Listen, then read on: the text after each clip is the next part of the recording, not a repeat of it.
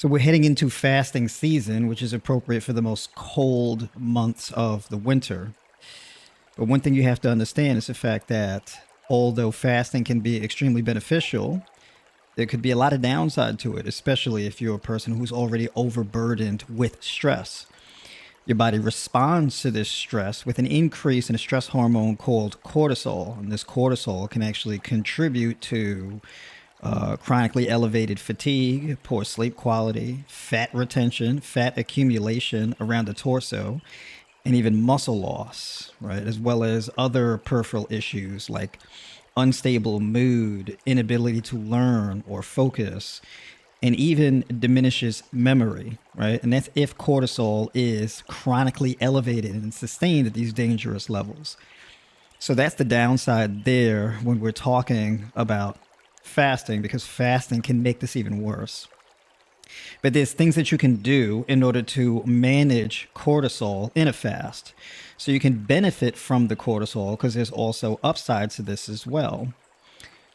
But it depends because you want to keep your cortisol confined to a small portion of the day. And that cortisol is primarily used in order to give you mental alertness and bring your blood sugar up enough to provide your brain with enough energy to be able to focus and operate.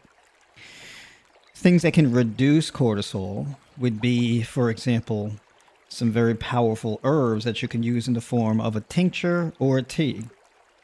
Great thing to do in the morning would be something like a matcha, ginseng, ginkgo, oolong, or white tea in the morning because it's very rich in compounds like EGCG, as well as L-theanine, which pretty much lights your brain and your nervous system up like a Christmas tree.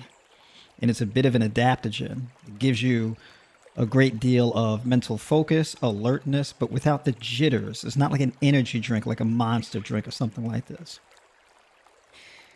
And then on the flip side of that, there's something at night that you can use to get a really good deep sleep. And this is ashwagandha. You could take this in a capsule form, you could take it in a tea, and you can take it in a tincture. About a gram a day or 1 milliliter if you do it in a tincture, right? And this is a pretty effective dosage for something like this.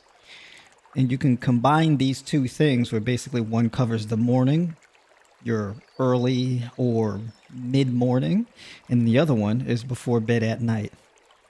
And these two things go a long way towards managing your stress and those cortisol levels as you're engaging in your fast. Hit the link in my bio to book a call with me or join the community and follow me for more fasting, fruit, and fitness.